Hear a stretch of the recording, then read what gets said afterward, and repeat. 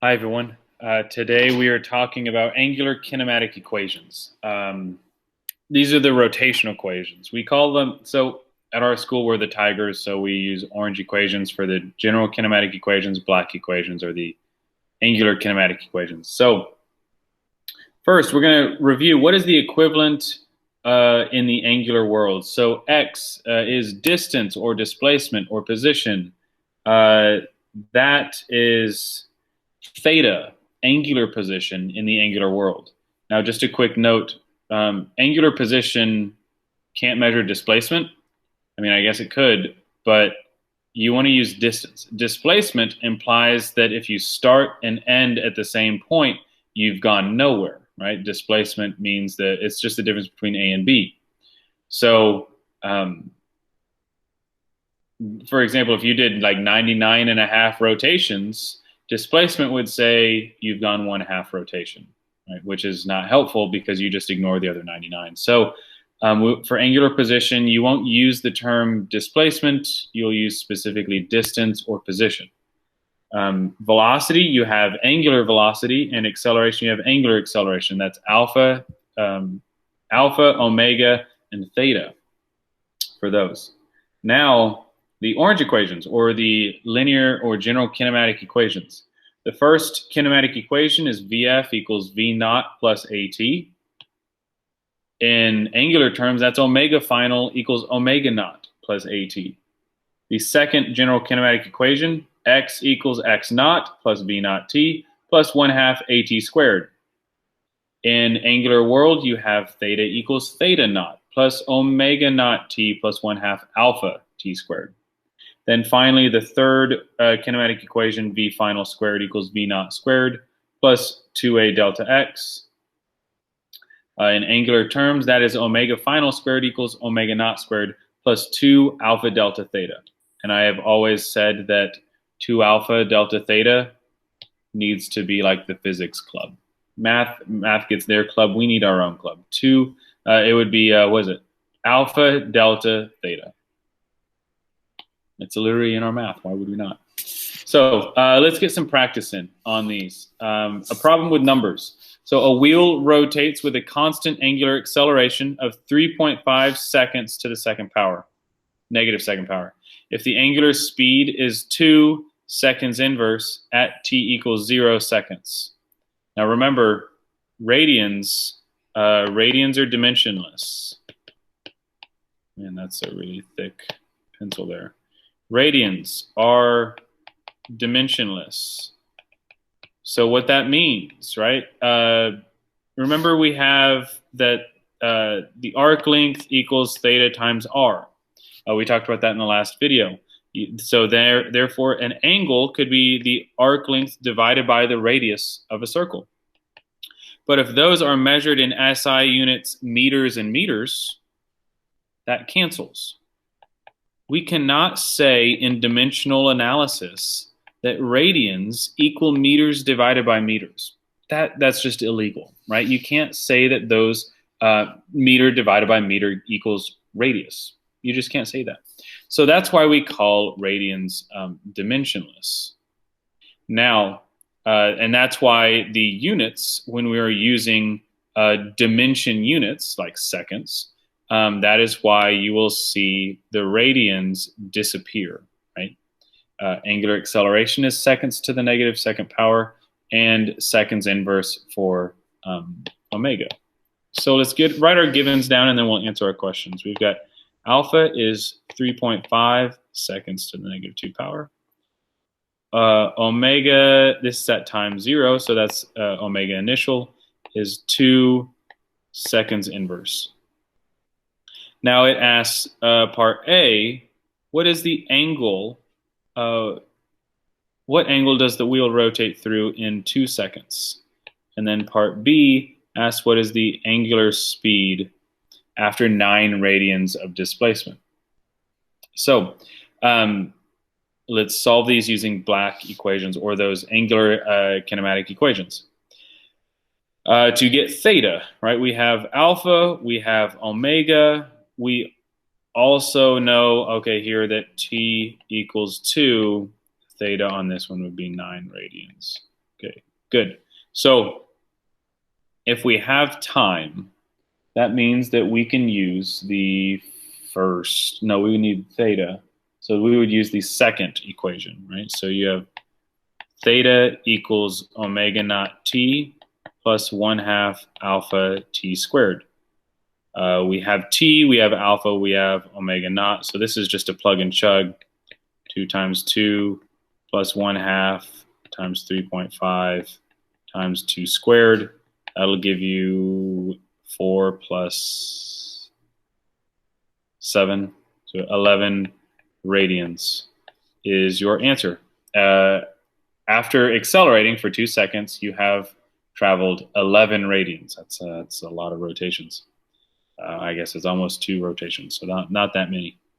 Then for part B, asks, what is the angular speed after 9 radians of displacement?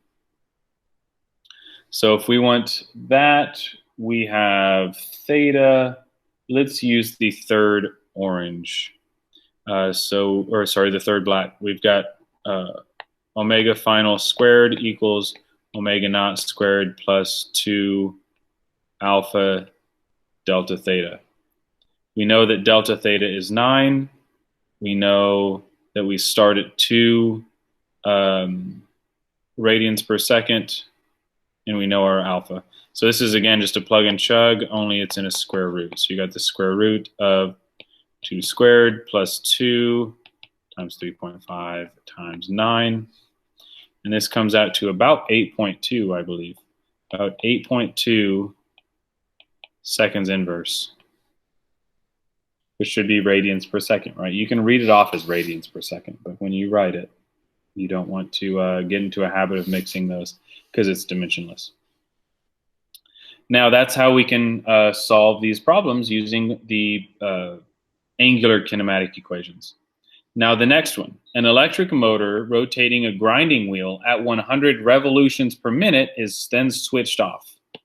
If you assume constant negative acceleration of magnitude 2 per second until omega is 0, until the wheel stops. Letter A says calculate the time it takes the wheel to stop. And letter B says calculate the radians the wheel turns through during this time. So we need to find time. We've got to find t, and then we're going to find radians. So let's get our givens. We've got omega naught is 100 rev per minute. We'll convert that in a second with the times in a line. Then we've got a constant negative acceleration of 2 seconds to the negative second power until omega is 0. So now we actually know that omega final, not is theta, is 0.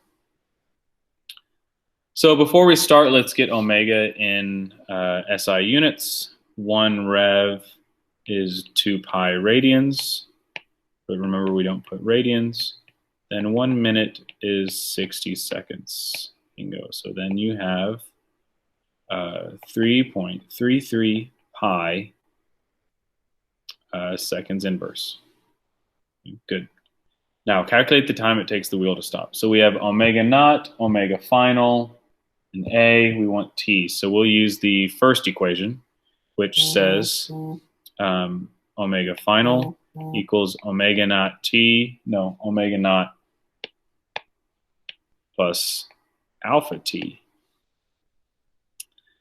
Now rearrange for t, you get omega final minus omega naught divided by alpha, which would be negative 3.33 pi seconds inverse divided by negative 2 seconds to the negative 2. All right, so this is going to give us about 5.23 seconds if you put that in a calculator. So that's how we would find time. Now we want to find the radians the wheel turns during that time. So that was part A. Now we want part B. So we have omega naught, we have omega final, we have alpha, and we have t. We want theta. Let's use the one that's already set up for theta. We've got omega naught t plus 1/2 alpha t squared. So that, let's see, you've got 3.33 pi times 5.23 plus 1/2 times -2 times time 5.23 squared. Good deal. So now that we have that, that angle comes out to about 27.3 radians. That's a lot of rotations. So over that time, as it's decelerating, this is what, an electric motor? Yeah, so as it's slowing down, it takes 27.3 radians to slow down over almost 5.5 seconds. Okay, good. Now, let's talk about the fine print. Okay, now, on the AP equation sheet, this is the equation sheet that you get to use on the AP Physics C Mechanics exam.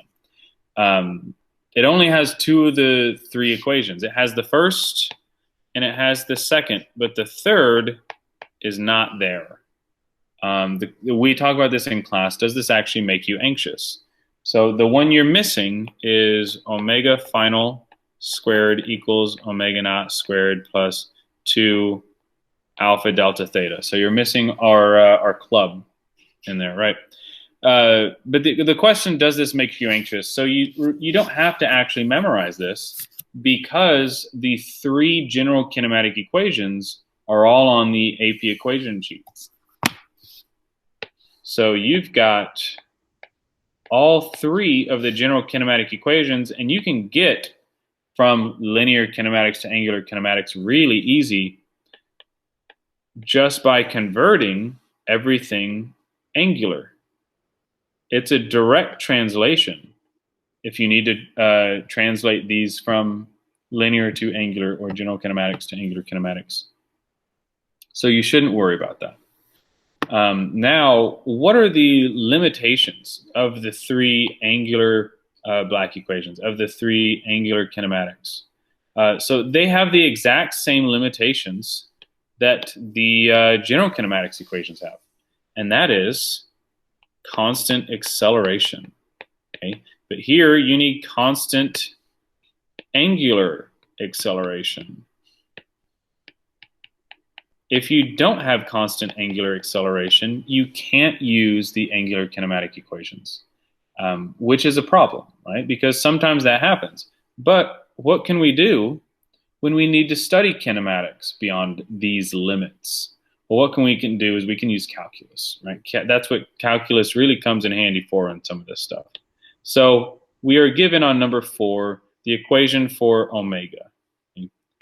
Omega is 3t squared plus 9 seconds inverse. We want to know, what is the equation for alpha and theta of this rotating object? So if we want to get the acceleration, oops, that should be with respect to time, not position. You're going to have to take the derivative, right? Take the derivative with respect to time. You would get 6t seconds to the -2 power.